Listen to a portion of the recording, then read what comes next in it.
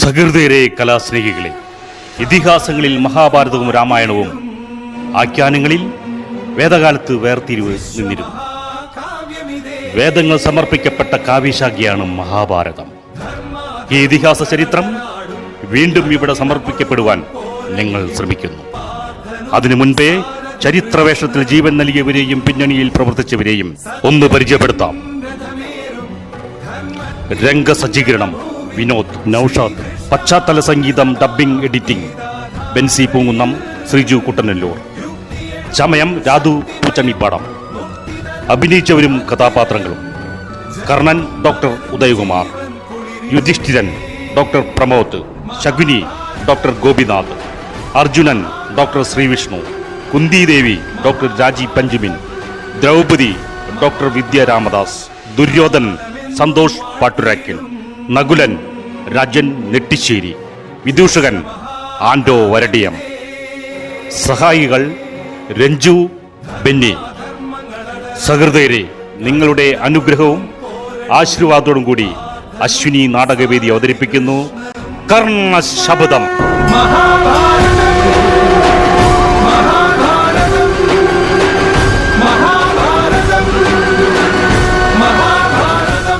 നാടകരചന സംവിധാനം നന്ദൻസ് അയ്യന്തോൾ.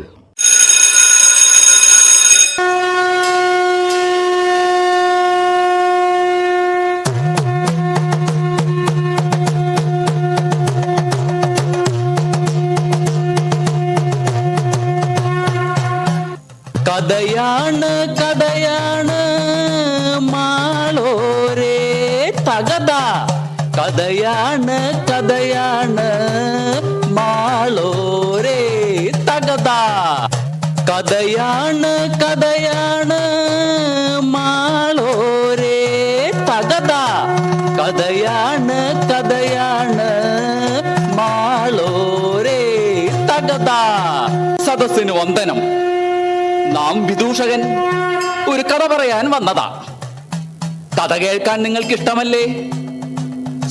നാം എന്തു ചോദ്യാ ചോദിക്കണേലേ. എന്നാ നാം ഒരു കഥ പറയാം.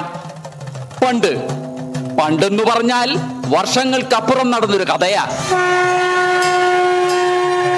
ദേ നോക്കൂ, കുമാരന്മാരുടെ ആയുധ പരിശീലനം കാണുവാൻ പാണ്ഡു മഹാരാജാവും ധൃതരാഷ്ട്ര മഹാരാജാവും എഴുന്നള്ളുന്നു. ഇരുവരും ഇരിപ്പിടം തേടിയുള്ള വരവാ. എന്നാ നാം പോയിട്ട് വരാം. എന്താ? കഥയാണ് കഥയാണ് മാളോരേ തകത. കഥയാണ് കഥയാണ് മാളോരേ തകത.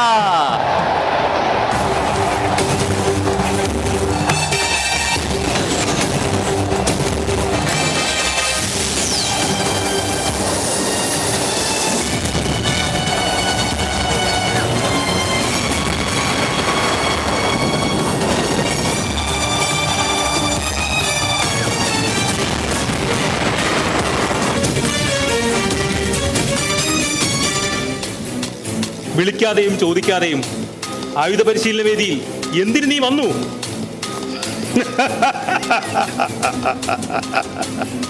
ഇത് പൊതുവേദിയാണ്, എല്ലാവർക്കും ഒരുപോലെയാണ് വാർത്ത. നിനക്ക് മാത്രം വിശേഷിച്ച് എന്തുണ്ട്? പൊതുവേദി സാധാരണക്കാർക്ക് ഉപയോഗിക്കുവാനുള്ളതല്ല, ക്ഷത്രിയർക്ക് വീരസാഹസ്യങ്ങൾ കാണിക്കുവാനുള്ളതാണ്. വാർത്ത, നീ ചെയ്ത വിദ്യകൾ ഞാൻ നിഷ്പ്രയാസം ചെയ്തു കാണിക്കാം. ഈ രാജ്യത്ത് അർജുനേക്കാൾ വലിയ വില്ലാളി വീരനോ? ഹേ, ഇത് ആയുധം കൊണ്ടുള്ള അഭ്യാസമാണ്. അത് നിന്റെ അച്ഛതയാണ് വാർത്ത. യോദ്ധാവ് ആരാണെന്ന് ഈ സദസ്സ് പറയട്ടെ. എന്തിന് ആവേശം കാണിക്കുന്നു? നിന്റെ കുലവും ഗോത്രവും ഏതാണ്? രാജസന്തതികൾ സാധാരണക്കാരോട് പൊരുതാറില്ല, അത് രാജനീതിയാണ്. വാർത്ത, എനിക്ക് കുലമില്ല, പക്ഷേ ഏത് യോദ്ധാവിനെയും തോൽപ്പിക്കാനും മനവും മനക്കരുത്തുമുണ്ട് എനിക്ക്. വാർത്ത, നിന്നെ നാം യുദ്ധത്തിൽ ക്ഷണിക്കുന്നു. രാജകുമാരന്മാരുടെ രണാങ്കണ ഭൂമിയിൽ വന്ന് യുദ്ധത്തിന് വെല്ലുവിളിച്ചത് ആരാണ് നീ? രാധേനയ കർണൻ, ഈ പ്രപഞ്ചത്തിന്റെ സൂര്യ തേജസ്. നീ സൂതപുത്രനല്ലേ? ഈ സദസ്സിൽ നിന്നും പുറത്തു പോകൂ.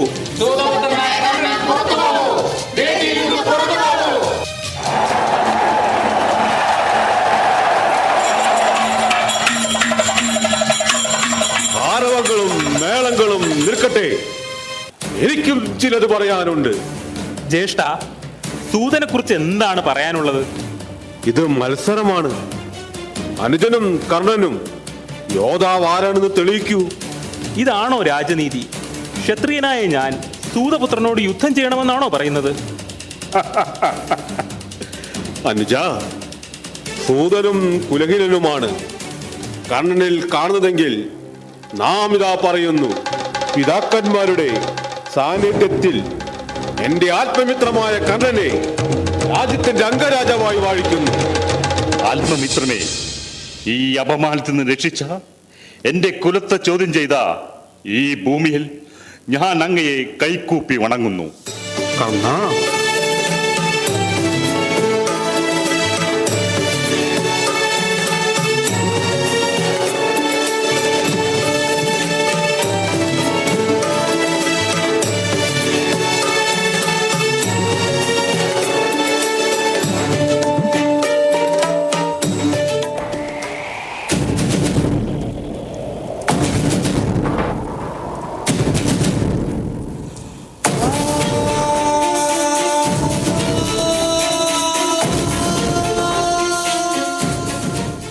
സ്വാഗതം സ്വാഗതം.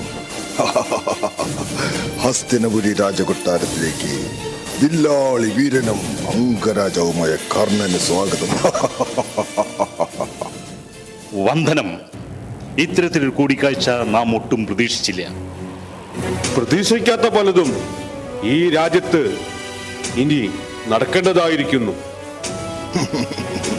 അതെ അതെ, മറുപക്ഷം പുതിയ അടവു നയങ്ങൾ സ്വീകരിക്കുമ്പോൾ നമ്മൾ ഒരുമിച്ച് നിന്ന് ചോദ്യം ചെയ്യണം. കർണനൊരു തീരുമാനമേ ഉള്ളൂ: അർജുനനുമായുള്ള യുദ്ധം. കർണ, അവസരങ്ങൾ മുന്നിൽ വരും. അന്ന് പഠിച്ച അസ്ത്രവിദ്യകൾ അർജുനന്റെ നേരെ പ്രയോഗിക്കണം. അതെ, പൊതുവേദിയിൽ ആക്ഷേപിച്ചത് അർജുനനാണ്. ആ കുലം നമുക്ക് ഇല്ലാതാക്കണം. അനന്തരവന് അതിനായുള്ള എല്ലാ സഹായവും നാം നൽകും. എന്താ? ബാല്യകാലം മുതൽ അനുഭവിക്കുന്നതാണ്. അസ്ത്രവിദ്യ പഠിക്കുന്ന സമയത്ത് സൂതൻ എന്ന് പറഞ്ഞ് ദ്രോണാചാര്യർ ബ്രഹ്മാസ്ത്രം പഠിപ്പിച്ചില്ല. അവിടെയും എന്റെ കുലം ചോദ്യം ചെയ്തു. മിത്രമേ, നാം എന്ത് തെറ്റാണ് ചെയ്തത്? ഈ ഭൂമിയിൽ അറിയാതെ പിറന്നതോ? ജനിക്കുവാനുള്ള സമയമല്ലത് കർണ. ബുദ്ധിയും കൗശലവും ഉപയോഗിച്ച് പാണ്ഡവരെ എങ്ങനെ ഉന്മൂലനം ചെയ്യാമെന്ന് എന്ന് ചിന്തിക്കൂ. മാർഗം ഇതായിരുന്നു. ലക്ഷ്യമാണ് പ്രധാനം. ലക്ഷ്യമാണ് പ്രധാനം. അതെ, ലക്ഷ്യം. ശത്രുക്കളാരോ വരുന്നുണ്ട്. ശത്രുക്കൾ വരട്ടെ, എന്തും നേരിടാൻ ഈ കർണനില്ലേ ഇവിടെ? കർണ, അമ്മാവൻ പറയുന്നതിലും കാര്യമുണ്ട്. ചൂടുകളൊന്ന് പിഴച്ചാൽ നമ്മൾ ഉദ്ദേശിച്ചതെല്ലാം പാതി വഴിയിലാകും. അതെ, ഒന്ന് മാറി നിൽക്കാം. അതിനുശേഷം മുന്നോട്ടുള്ള വഴി തേടാം. ആരാണെന്ന് അറിഞ്ഞതിന് ശേഷം പോകുന്നതല്ലേ ഉചിതം? കർണ, ഇത് ഒളിച്ചോട്ടമല്ല. പകരം പതിയിരുന്ന് ആക്രമിക്കുകയാണ് വേണ്ടത്. വരൂ, നമുക്ക് അകത്തു പോകാം.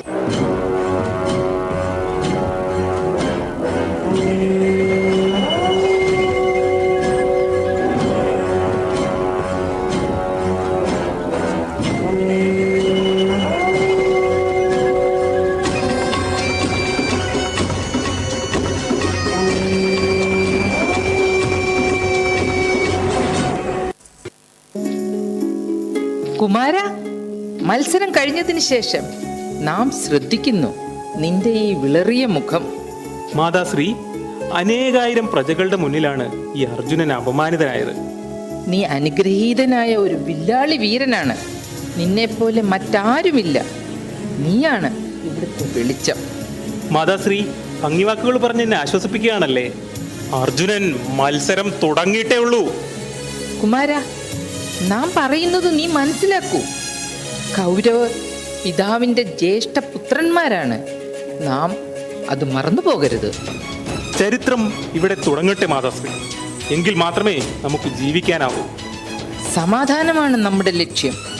ആ ലക്ഷ്യത്തിനിടയിൽ വീണു പോവുകയാണെങ്കിൽ വിധിയാണെന്ന് കരുതു കുമാര. വിധി എന്ന് പറഞ്ഞ് പുറകിലേക്ക് പോകുവാൻ കഴിയില്ല മാതാശ്രീ. ബന്ധുവും ബന്ധനങ്ങളും ഇരുവർക്കും തുല്യമാണ്. കുമാരനോട് നാം തർക്കത്തിനില്ല. കുമാര, മാതാശ്രീ, ആയുധാഭ്യാസം കഴിഞ്ഞ് യുധിഷ്ഠിരരെയും സഹോദരന്മാരെയും കണ്ടില്ലല്ലോ. അഭ്യാസത്തിന്റെ വീരകഥകൾ ഗ്രാമവാസികളോട് പറഞ്ഞില്ലെങ്കിൽ ജ്യേഷ്ഠന് മയക്കം വരില്ലല്ലോ. നേരം ഇരുട്ടുന്നു. ശത്രുക്കൾ കൊട്ടാരത്തിന് ചുറ്റുമുണ്ടെന്ന് ഓർക്കുന്നത് നല്ലതാണ്. പവിത്രയായ മാതാശ്രീക്ക് ഭയമോ? പുറത്ത് ഭീമനായതുകൊണ്ട് പറഞ്ഞതാ. കോപം വന്നാൽ മാതാശ്രീ അതിനെക്കുറിച്ച് ആലോചിച്ച് പേടിക്കണ്ട. കൂടെ ധർമ്മപുത്രരില്ലേ? എൻ്റെ മൂത്ത പുത്രൻ കൂടെ ഉണ്ടെന്നുള്ളതാണ് അല്പ ആശ്വാസം.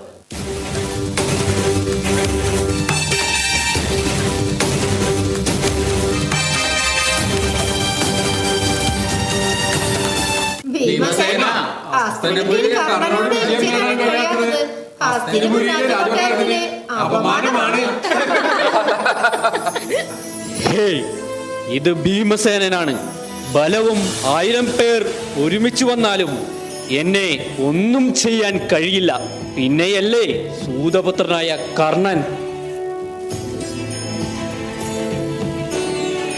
അർജുനൻ ആരെയാണ് പ്രതീക്ഷിച്ചു നിൽക്കുന്നത്? ജ്യേഷ്ഠൻ എന്താണ് ഉരുവിടുന്നത്? ഇന്ന് നടന്ന സംഭവത്തിന് ശേഷം മാതാശ്രീ ദുഃഖത്തിലാണ്. ദുഃഖമോ? എന്തിന്? പിന്തുടർച്ച അവകാശത്തിന് വേണ്ടി ചിലപ്പോൾ ബന്ധങ്ങൾ മുറിച്ചു മാറ്റേണ്ടതായി വരും. കുരുവംശത്തിലെ ഹസ്തിനപുരത്തിന്റെ നേരവകാശി ജ്യേഷ്ഠനല്ലേ? കുരുവംശത്തിന്റെ മുതിർന്ന ശാഖയാണ് കൗരവർ എന്ന് അവർ അവകാശപ്പെടുന്നു. അതുകൊണ്ട് രാജ്യം വിഭജിക്കണമെന്നർത്ഥമില്ലല്ലോ. അനുജ, നാം ആരെയും ശത്രുവായി കാണുന്നില്ല. ക്ഷമ ശീലമാക്കണം. സ്വതേ കോപിഷ്ണനായ ഭീമൻ യുദ്ധം തുടങ്ങുന്നതിന് മുന്നേ സമാധാനം ആഗ്രഹിക്കുന്നു. കുലനാശം ഒഴിവാക്കുവാൻ നാം ക്ഷമിക്കുവാൻ തയ്യാറാണ്. പക്ഷേ ദുര്യോധനന്റെ ക്രൂരതകൾ ദിനംപ്രതി വർദ്ധിക്കുന്നു. പാണ്ഡവരെയും കൗരവരെയും 2 വിഭാഗമായി ചിത്രീകരിക്കുന്നത് ആ അമ്മാവൻ ശകുനിയാണ്. എന്ന് പറഞ്ഞാൽ കൊട്ടാരത്തിൽ ഭാവിയിൽ കൊടിയ വിനാശമുണ്ടാകുമെന്ന് സാരം. അതെ, യുദ്ധം മൂലം കുലം നശിക്കും. അതിന് നമ്മൾ കാരണമാകരുത്. അപ്പോൾ നാം കീഴടങ്ങണമെന്നാണോ ജ്യേഷ്ഠൻ പറഞ്ഞു വരുന്നത്? എന്നല്ല, സമാധാനം കാക്ഷിച്ച് ഒരു രക്തച്ചൊരിച്ചിൽ ഒഴിവാക്കുവാൻ ധർമ്മം പാലിക്കുന്ന ഈ ധർമ്മപുത്രൻ ബാധ്യസ്ഥനല്ലേ അർജുന? ജ്യേഷ്ഠന്റെ പുരാണങ്ങളോടൊന്നും എനിക്ക് സന്ധിയില്ല. പക്ഷേ ഒരു കാര്യം നാം പറയുന്നു, മറുപക്ഷം ആയുധങ്ങൾ ശേഖരിക്കുന്നു. അത് നിസ്സാരമായി കണ്ടാൽ മരിച്ചു വീഴുന്നത് നിലാരംഭരായ മനുഷ്യരായിരിക്കും. അർജുന,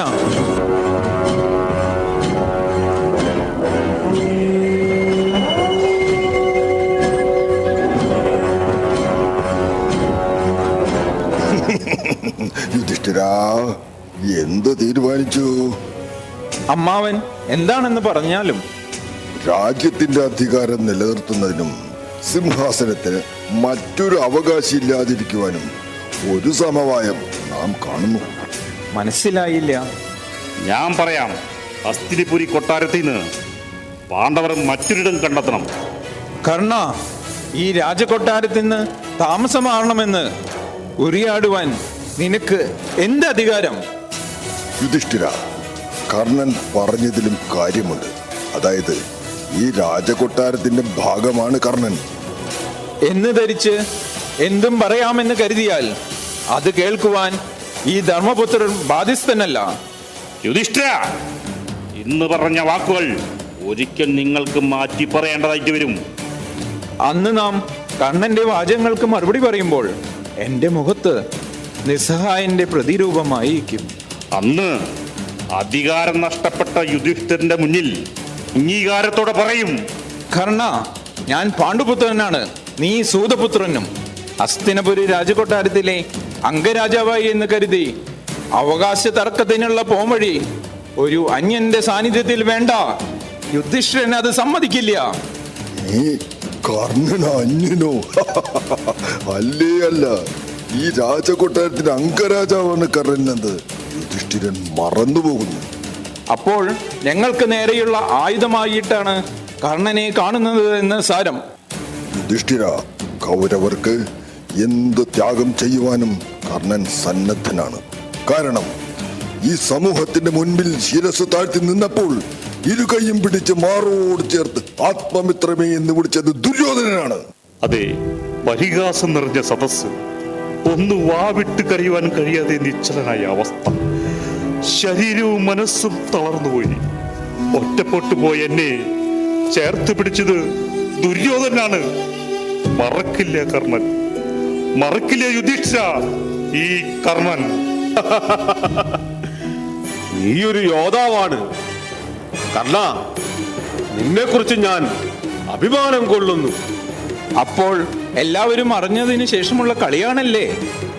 ക്ഷത്രിയൻ രാജതന്ത്രം അറിയുന്നവനല്ലേ? പക്ഷേ കരുക്കൾ നീങ്ങുന്നതിന് മുന്നേ എവിടെ പ്രയോഗിക്കണമെന്നാണ് പ്രധാന കാര്യം. ഈ രാജ്യത്തിന്റെ അധിപൻ ദുര്യോധനനാണ്.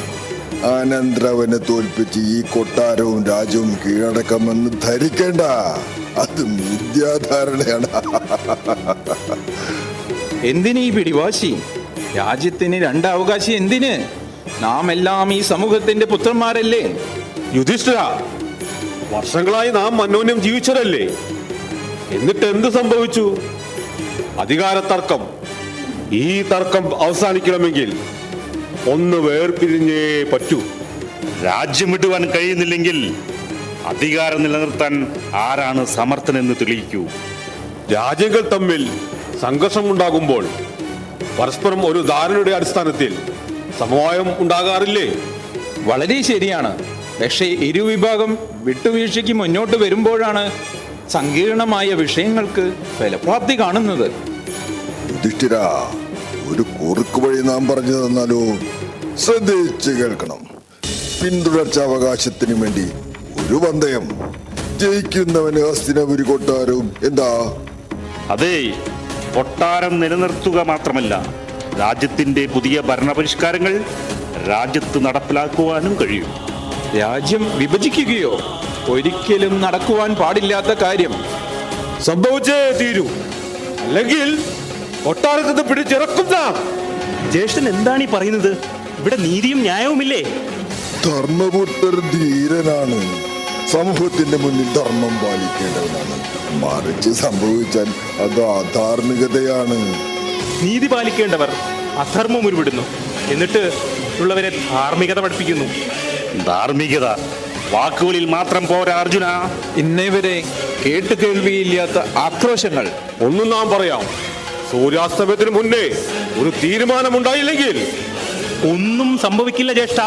അർജുന, വാക്കുകൾ ഏറുന്നു. തുടർച്ചയായ പരിഹാസം നിയന്ത്രിക്കുന്നത് നല്ലത്. ഇത് പരിഹാസമല്ല ജ്യേഷ്ഠ, എന്റെ നിലപാടാണ്. എങ്കിൽ ആയുധമെടുക്കൂ. ഒന്നാം യുദ്ധത്തിന്റെ വിളംബരം ഇവിടെ തന്നെ തുടങ്ങട്ടെ. അതെ, ഐക്യപ്പെട്ടു പോകുവാൻ കഴിയാതെ ഇരുവരും തമ്മിലുള്ള സംഘർഷം മനസ്സിനകത്തൊരു വിഭ്രാന്തിയാകുമ്പോൾ അത് ഈ രാജ്യത്തിന് വേണ്ടിയുള്ള ഒരു പോരാട്ടമാകട്ടെ. എന്താ? കർണ, ഈ കുലം നശിപ്പിക്കാൻ വന്ന സൂതനാണ് നീ. നാം നിന്നെ പോരിന് വിളിക്കുന്നു.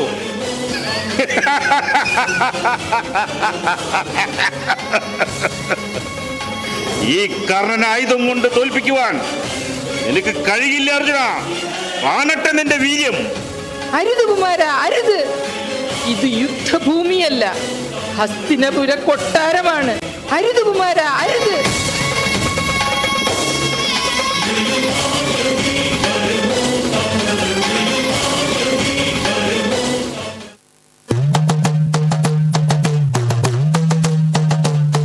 കഥയാണ് കഥയാണ് മാളോരേ തകത. കഥയാണ് കഥയാണ് മാളോരേ തകത. അല്ലയോ സദസ്സേ, കഥ അവസാനിച്ചിട്ടില്ല കേട്ടോ, തുടരുന്നതേയുള്ളൂ. ഹസ്തിനപുരി കൊട്ടാരത്തിൽ സങ്കീർണമായ അവസ്ഥ. പാണ്ഡു മഹാരാജാവിന്റെ വിയോഗം കൊട്ടാരം ദുഃഖത്തിലാക്കിയ നിമിഷം. ഈ സാഹചര്യത്തിൽ ധൃതരാഷ്ട്ര മഹാരാജൻ രാജ്യം രണ്ടായി വിഭജിച്ചു. കേൾക്കണേ കാര്യം, ഒന്ന് കേൾക്കണേ. അതാ അങ്ങോട്ട് നോക്കൂ. യുധിഷ്ഠിരനും നകുലനും എന്തോ കുശലം പറഞ്ഞു വരുന്നുണ്ട്. എന്നാ നാം അങ്ങോട്ട് പോയിട്ട് വരാം. എന്താ? കഥയാണ് കഥയാണ് മാളോരേ തകത, കഥയാണ് കഥയാണ് മാളോരേ തകത.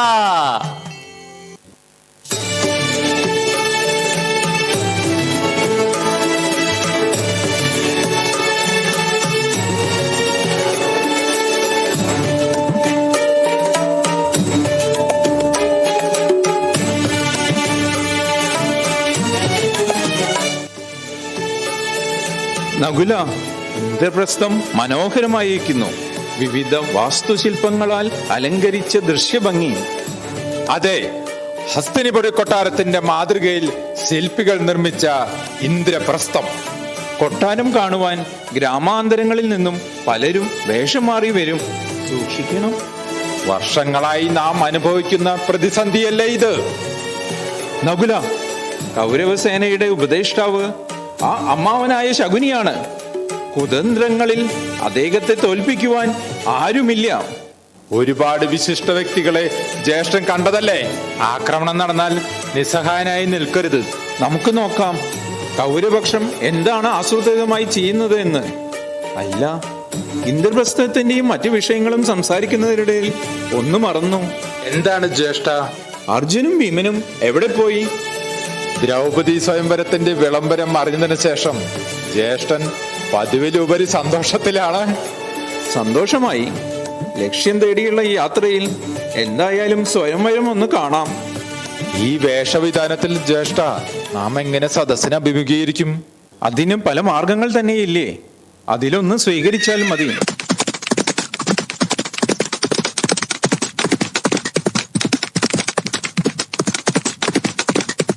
പുറത്തുനിന്ന് ആരോ വരുന്നുണ്ട് ജ്യേഷ്ഠ. വരുന്നവർ ആരാണെന്ന് അറിയില്ല. ഒന്ന് മാറി നിൽക്കാം.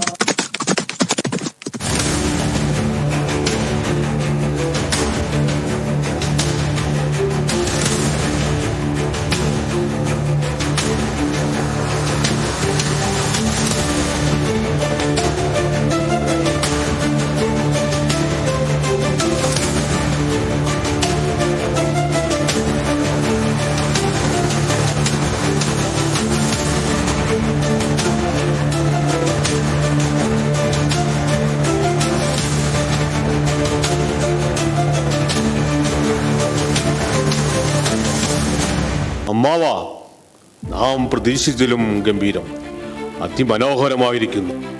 ശരിയാണ്. നാം എന്ത് ആഗ്രഹിച്ചുവോ അതിനനുകൂലമായി കാര്യങ്ങൾ ഭവിക്കുന്നു. അവരുടെ ജീവിതം മറ്റൊരു തലത്തിൽ തുടരട്ടെ. താൽക്കാലികമായിട്ടുള്ള കൊട്ടാരം സന്തോഷത്തിന്റെ പ്രകാശം അകന്നു പോകണം. ഇരുട്ടിന്റെ തടവറയിൽ കത്തിക്കരിഞ്ഞ് പാണ്ഡവർ വൃത്തിയാവണം. അനന്തരവാ, അതിനുള്ള മാർഗമല്ലേ ഇത്? എളുപ്പം തീപിടിക്കാൻ കഴിയുന്ന വസ്തുക്കൾ കൊണ്ടല്ലേ കൊട്ടാരം നിർമ്മിച്ചത്? അത് അഗ്നിക്കരയാകുമ്പോൾ ആ അഗ്നിയിൽ പാണ്ഡുവംശം ഒന്ന് ശബ്ദിക്കാൻ കഴിയാതെ പിടഞ്ഞ് വരിക. വർഷങ്ങളായി നാം കാണുന്ന സ്വപ്നം ഈ രംഗഭൂമിയിൽ ശാശ്വതമായാൽ രാജ്യത്തിന്റെ അധിപൻ ദുര്യോധനൻ. അതെ അതെ.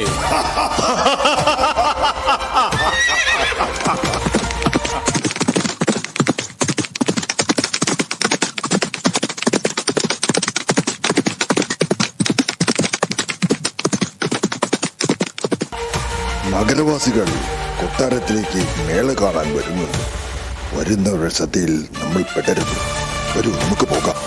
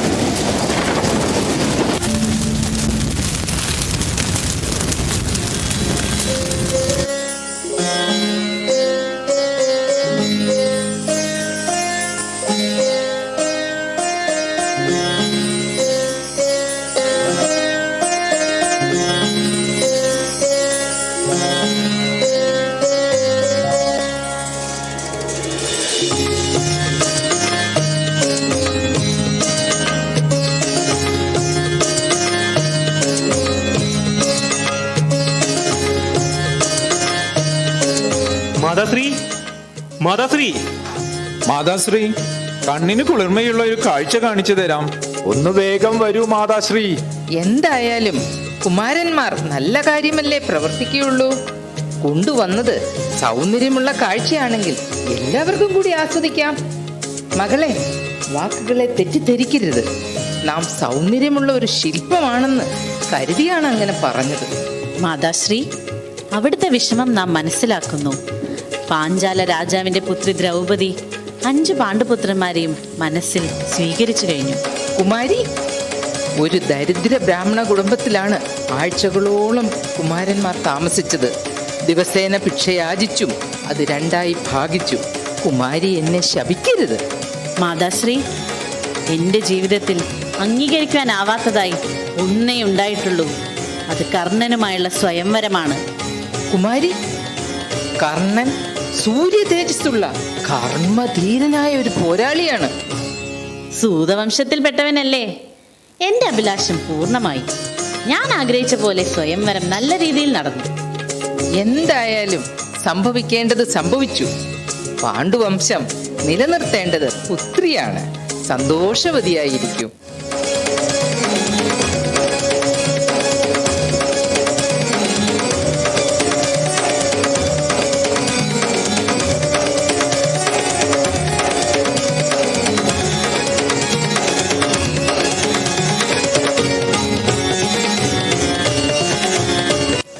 പ്രിയതേ, മാതാശ്രീ പറഞ്ഞ വാക്കുകൾ ഓർമ്മ വേണം. പ്രിയതമ, നാം സന്തോഷവതിയാണ്. ഒരു സ്ത്രീ 5 പുരുഷന്മാരെ വിവാഹം ചെയ്യുന്ന ധർമ്മമാണോ എന്ന് വ്യത്യസ്ത അഭിപ്രായം കാണാം. പ്രിയതേ, ആരെ എപ്പോൾ വിവാഹം കഴിക്കുവാനുള്ള സ്വാതന്ത്ര്യം അവകാശമല്ലേ? പുരുഷ കേന്ദ്രീകൃതമായ ഒരു സംസ്കാരത്തിൽ സ്ത്രീകൾ വ്യക്തി സ്വാതന്ത്ര്യം വിനിയോഗിക്കാറില്ല.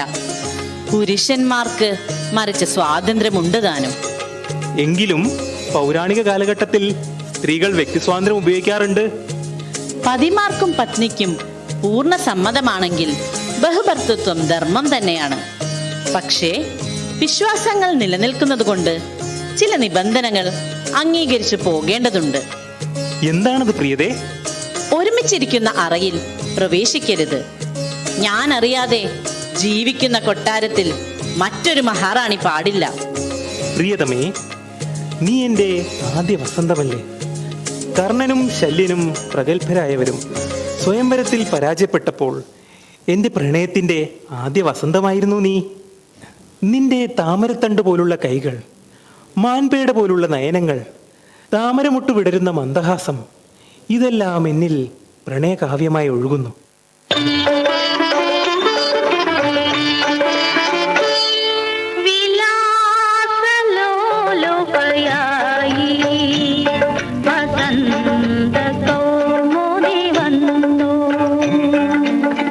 കഞ്ചുകമൂരി മാറത്തു പൂശ,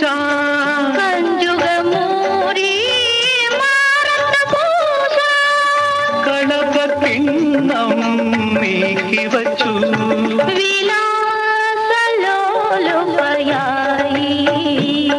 വസന്ത കൗമുദി വന്നു.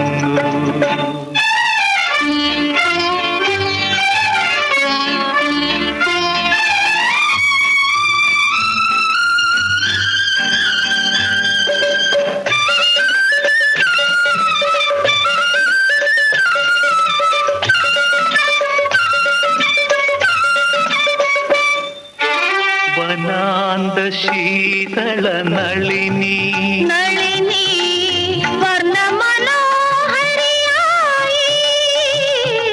വനാന്ത ശീതള നളിനി,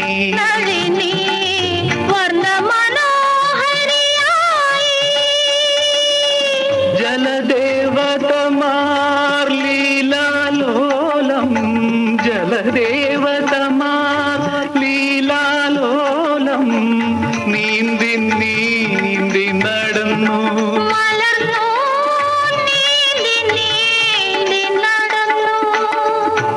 വിലാസലോലുപയായി വസന്ത കൗമുദി വന്നു.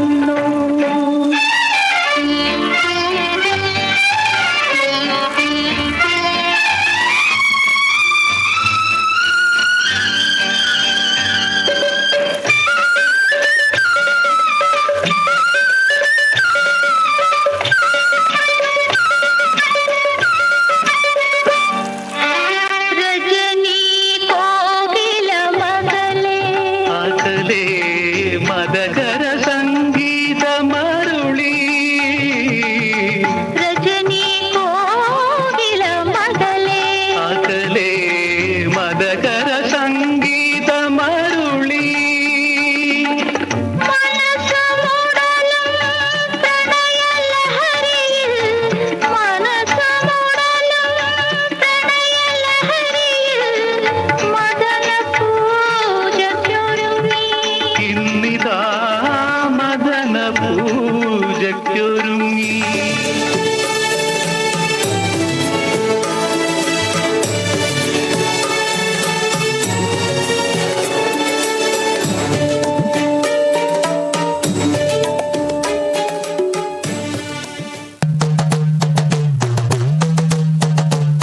കഥയാണ് കഥയാണ് മാളോരേ തകത.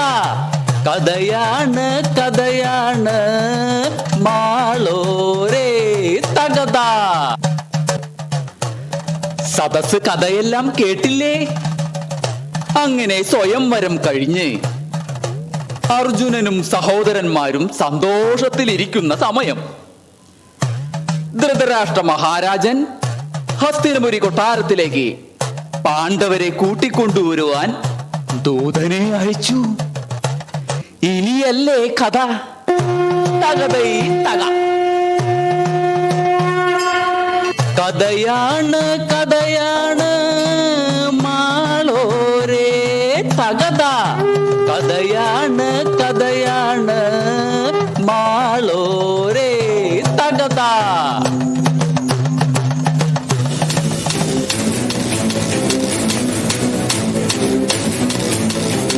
ആത്മമിത്രമേ, ഹസ്തിനപുരി രാജകൊട്ടാരത്തിലേക്ക് കുന്തിദേവിയെയും യുധിഷ്ഠിരനെയും വിളിച്ചത് ഒട്ടും ശരിയായില്ല. അതുമാത്രമല്ല, പിതാശ്രീ ചെയ്തത് രാജ്യം വിഭജിച്ച് പാണ്ഡവർക്ക് താമസിക്കുവാനും ഭരിക്കുവാനും തരിശരായ ഭൂപ്രദേശങ്ങൾ നൽകി. ഞാൻ ലജ്ജിക്കുന്നു ദുര്യോധന. ഇന്ദ്രപ്രസ്ഥം അവർ സ്വർഗമായി മാറ്റും.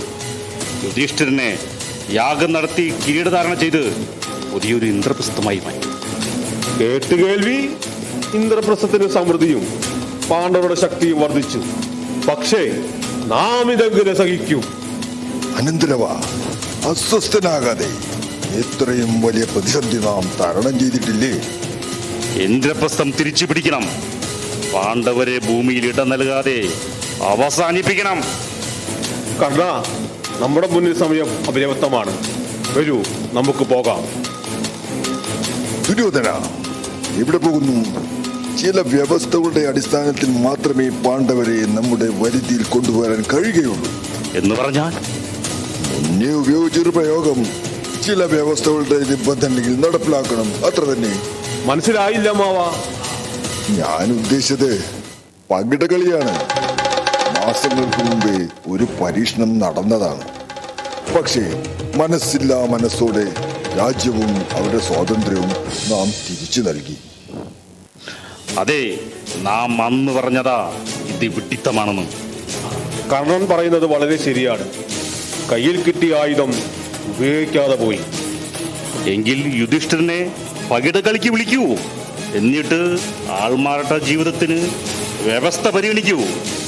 അതെ, വനവാസത്തിനായി വനങ്ങളിൽ 12 വർഷം താമസിക്കട്ടെ. കൂടാതെ 1 വർഷം അജ്ഞാതവാസവും. എന്നാൽ എത്രയും പെട്ടെന്ന് യുധിഷ്ഠിരനെ വിവരമറിയിക്കൂ.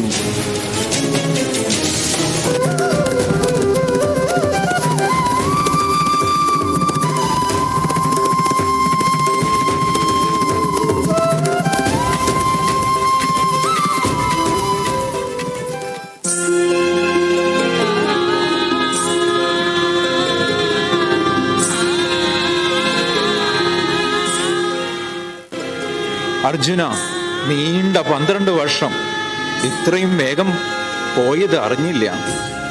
ജ്യേഷ്ഠ, 12 വർഷമല്ല 13 വർഷമാണ് നമ്മുടെ ജീവിതം നഷ്ടമായത്.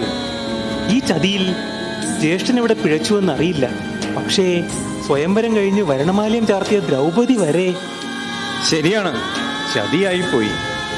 ദ്രൗപദിയെ പോലും അവർ വെറുതെ വിട്ടില്ല. സ്പർദ്ധ മൂലം അതിന് കഴിഞ്ഞില്ല. എല്ലാം എൻ്റെ തെറ്റ്. മഹാരാജൻ, നാം കഠിന ജീവിതം നയിക്കുമ്പോൾ ദുർമതികളായ ദുര്യോധനും മറ്റുള്ളവരും നാടുവാഴുന്നു. ചതിയിൽ രാജ്യം നേടുന്നവർ ധർമ്മിഷ്ഠരെ ദുഃഖത്തിലേക്ക് തള്ളിവിടുന്ന ധർമ്മവിചാരം നീതിയുക്തമല്ലെന്ന് കാലം പറയട്ടെ. ധർമ്മപുത്രർ എന്നും സമാധാന ദൗത്യമാണ് ആഗ്രഹിക്കുന്നത്. 13 വർഷം കഴിഞ്ഞ് കാണാമെന്ന് പണ്ഡിതന്മാർ പറഞ്ഞു. ആ നിലയ്ക്ക് രാജ്യം തിരിച്ചു ചോദിക്കണ്ടേ? അർജുന, സമാധാനം നിർദ്ദേശിച്ച കൗരവരുടെ ഒരു തന്ത്രമാണ് ഇന്ന് നാം അനുഭവിക്കുന്നത്. ആ തന്ത്രത്തിൽ മഹാരാജൻ എന്റെ ചാരിത്രത്തിനാണ് വില പറഞ്ഞത്. ഒരു സ്ത്രീയുടെ വിലാപമാണത്. അറിയാതെ പോയ തെറ്റിന് ക്ഷമ ചോദിക്കുവാനുള്ള അവസരം കൊടുക്കുക. എന്റെ മനസ്സിനാണ് മുറിവേറ്റത്. ആ മുറിവ് കരിയണമെങ്കിൽ അതിന് നേതൃത്വം നൽകിയവരെ എന്റെ മുന്നിൽ നിർത്തണം.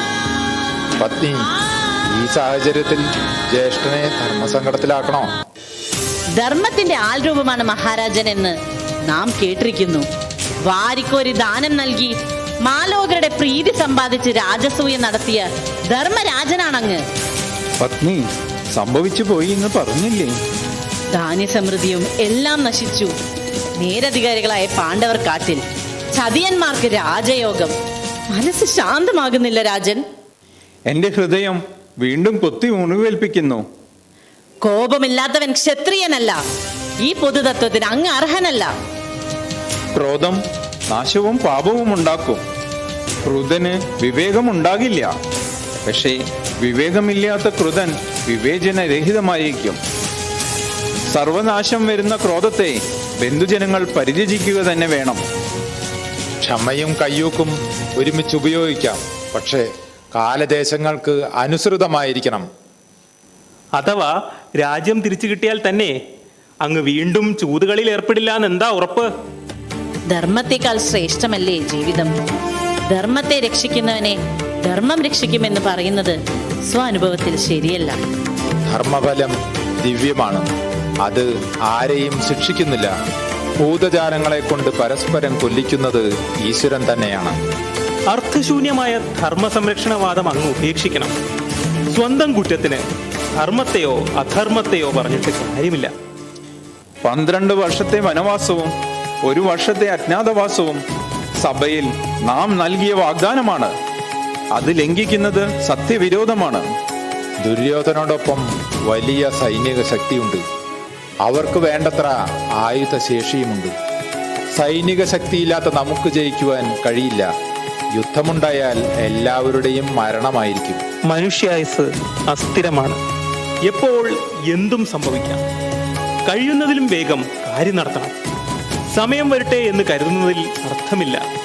ഞാനും ഭീമനും വിചാരിച്ചാൽ രാജ്യം തിരിച്ചുപിടിക്കാൻ കഴിയും. പരമാധികാരം തന്നെയാണ് രാജാവിനെ സംബന്ധിച്ച് പരമധർമ്മം. അതുകൊണ്ട് കരുത്തും കൗശലവും ഉപയോഗിച്ച് യുദ്ധം ചെയ്ത് രാജ്യം നേടണം. വാക്ശൂലം കൊണ്ടാണ് പത്നി എന്നെ കുത്തി മുറിവേൽപ്പിക്കുന്നത്. അല്ല രാജൻ, എല്ലാം വിധി നിശ്ചയിക്കുമെന്ന് സമ്മതിച്ചാലും കുഴപ്പമുണ്ട്. കാരണം ഈശ്വരന് പകരം വിധി വരുമ്പോഴും മനുഷ്യൻ വിധിയുടെ കളിപ്പാവയായി മാറുന്നു. അതുകൊണ്ട് പൗരുഷം തന്നെയാണ് പ്രശംസനീയം. പൗരുഷയ കർമ്മം ധർമ്മമല്ല, അധർമ്മമാണ്. ക്രോധമല്ല പത്നി, ക്ഷമയാണ് ജീവിതത്തിന്റെ അടിസ്ഥാനം. മഹാമനസ്കത. മഹാരാജൻ, ഒരു സ്ത്രീയെ മാത്രമല്ല രാജ്യത്തെയും സംസ്കാരത്തെയുമാണ് കൗരവർ കലങ്കപ്പെടുത്തിയത്. സ്വാഭാവിക നീതി പോലും എനിക്ക് നിഷേധിച്ചില്ലേ? അതെ, നീതി നിഷേധം തന്നെ. ചരിത്രം ഇവിടെ ആവർത്തിക്കപ്പെടുന്നു. നീതി നിഷേധത്തിനെതിരെ ആയുധം കൊണ്ട് മറുപടി പറയണം. ജ്യേഷ്ഠ, 7 അക്ഷൗഹിണിയും വേണ്ടത്ര കാലാൾപ്പടയും സജ്ജമാണ്. സർവ്വസൈന്യാധിപനായി ദൃഷ്ടദ്യുമ്നൻ നേതൃത്വം വഹിക്കും. അതിനു മുന്നേ ചില വ്യവസ്ഥകൾ പറയാനുണ്ട്. പറഞ്ഞാലും ഭവതി. യുദ്ധം സൂര്യോദയത്തിന് മുന്നേ തുടങ്ങണം. 1-ൽ കൂടുതൽ പേർ ഒരാളെ ആക്രമിക്കരുത്. യുദ്ധത്തിൽ അടിയറു പറഞ്ഞവനെ മാന്യമായി തടവുകാരനായി സംരക്ഷിക്കണം. സ്ത്രീകളെ ആക്രമിക്കരുത്. ഓരോ ആയുധത്തിനും അതിൻ്റെതായ നിബന്ധനകൾ വേണം. രാജ്യം സംരക്ഷിക്കുവാൻ വേണ്ടിയുള്ള പടയൊരുക്കമാണ്. ആ പടയണിയിൽ വീണുപോവുകയാണെങ്കിൽ അന്യായമായി കാണുന്നതെല്ലാം നാം ചോദ്യം ചെയ്യേണ്ടതായി വരും. അതിൽ ബന്ധങ്ങൾക്ക് സ്ഥാനമില്ല. മനസ്സിൽ വിജയം മാത്രം, വിജയം.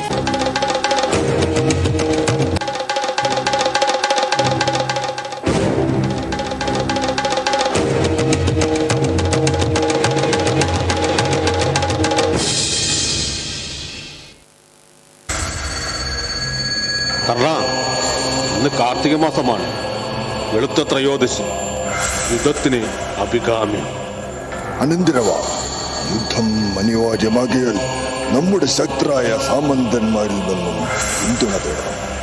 പ്രിയമിത്രമേ, സർവസൈനാധിപനായി ഭീഷ്മപിതാമഹനുള്ളപ്പോൾ വിജയം ഉറപ്പല്ലേ? കർണൻ, അശുദ്ധാത്മാവ്, കൃപ, ശാല്യൻ എന്തിങ്ങനെ നീണ്ട നിരയുണ്ട്. വേണ്ടി വന്നാൽ കൃഷ്ണന്റെ സഹായവും തേടാം. അമ്മാവൻ എന്ത് വിട്ടിത്തരമാണ് പറയുന്നത്? അർജുനന്റെ പിൻഗാമിയാണ് കൃഷ്ണൻ. എങ്കിൽ അർജുനനും കൃഷ്ണനും തുല്യമായ ശക്തിയും സാമർഥ്യവും കർണനില്ലേ?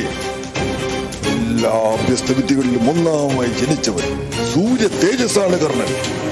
അതെ, എന്റെ അമ്മയ്ക്ക് പിറക്കാതെ പോയ മകനാണ് കർണൻ.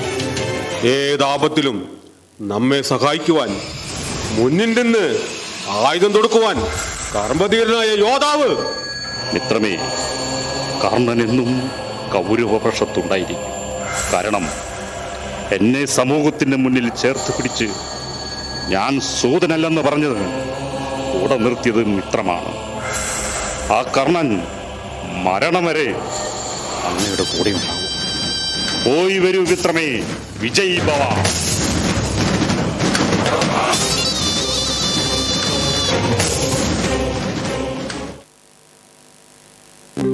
അസ്യ ശ്രീ ഭഗവദാദിത്യസ്തോത്രമഹാമന്ത്രസ്യ അഗസ്ത്യ ഋഷിഃ അനുഷ്ടുപ് ഛന്ദഃ സൂര്യനാരായണോ ദേവതാ സൂം ബീജം യം ശക്തിഃ മം കീലകം മമ ആദിത്യപ്രസാദസിദ്ധ്യർത്ഥേ ജപേ വിനിയോഗഃ.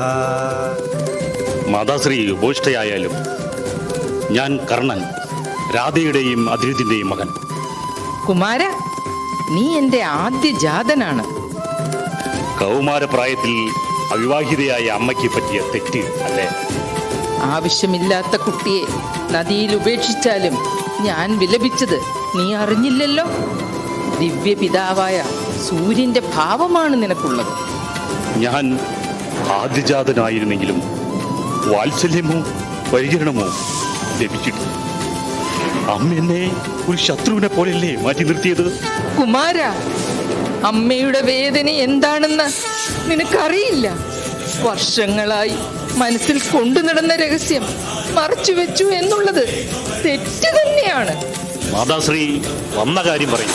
കുമാര, യുദ്ധം ഒഴിവാക്കണം.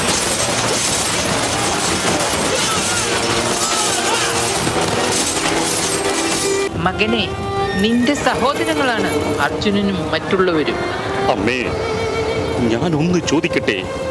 അഭ്യാസവേദിയിൽ സൂതനെന്ന് പറഞ്ഞ് എന്നെ അവഹേളിച്ചപ്പോൾ ആ വേദിയിൽ നിന്ന് അമ്മയ്ക്ക് പറയാമായിരുന്നു കർണൻ അമ്മയുടെ മകനാണെന്ന്. ആയുധ പരിശീലന വേദിയിൽ ശിരസ് താഴ്ത്തി നിന്നപ്പോൾ മനസ്സിടറിപ്പോയി അമ്മേ. കർണന്റെ തളർന്നു പോയി കർണൻ. ജന്മം നൽകിയ അമ്മയാരെന്നറിയാതെ. കുമാര, സ്നേഹബന്ധമാണ് ഏറ്റവും വലുതെന്ന് പല സഭകളിലും കുമാരൻ പറയുന്നത് നാം കേട്ടിട്ടുണ്ട്. അമ്മേ, 13 വർഷമായി ഞാൻ വിശ്വസ്ത പുലർത്തുന്ന സുഹൃത്ത് ദുര്യോധനാണ്. ഒരു നിശ്ചിത കാലയളവിൽ എന്നെ കൂടെ നിർത്തിയവരെ ചതിക്കണമെന്നാണോ അമ്മ പറഞ്ഞു വരുന്നത്? അധികാര തർക്കം അനാവശ്യമാണ്. വിട്ടുവീഴ്ചകൾക്ക് തയ്യാറാകണം. യുദ്ധം ഒഴിവാക്കണം കുമാര. യുദ്ധം അനിവാര്യമാണ്.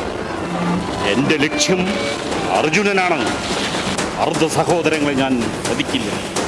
ഈ കുരുക്ഷേത്ര ഭൂമിയിൽ പരസ്പരം നേരിടുമ്പോൾ അമ്മയ്ക്ക് ഈ കർണൻ ഒരു വാക്കുതരാം. അർജുനൻ മരിച്ചാൽ സഹർണന്മാരായ 5 മക്കൾ അമ്മയ്ക്കുണ്ടാകും. മറിച്ച് ഞാനാണ് മരിക്കുന്നതെങ്കിൽ അർജുനൻ ഉൾപ്പെട്ട 5 പുത്രന്മാർ ഭൗതിക്കുണ്ടാകും. ചരിത്രം കർണനെ അടിച്ചമർത്തപ്പെട്ട കുലത്തിൽ ചേർത്തിരിക്കുന്നു. ഇത് ന്യായമാണോ? അമ്മേ, കർണൻ കർണനായി തന്നെ ചതിക്കപ്പെടാതെ ഈ സമൂഹത്തിൽ ജ്വലിക്കുന്ന പ്രതീകമായിരിക്കും.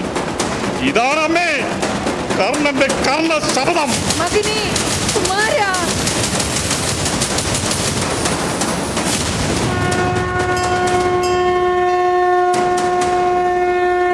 യദാ യദാ ഹി ധർമ്മസ്യ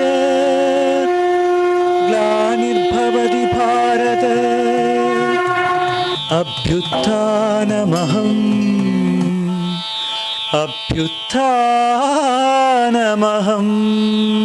നാടകരചനാ സംവിധാനം നന്ദൻസ് അയ്യന്തോൾ.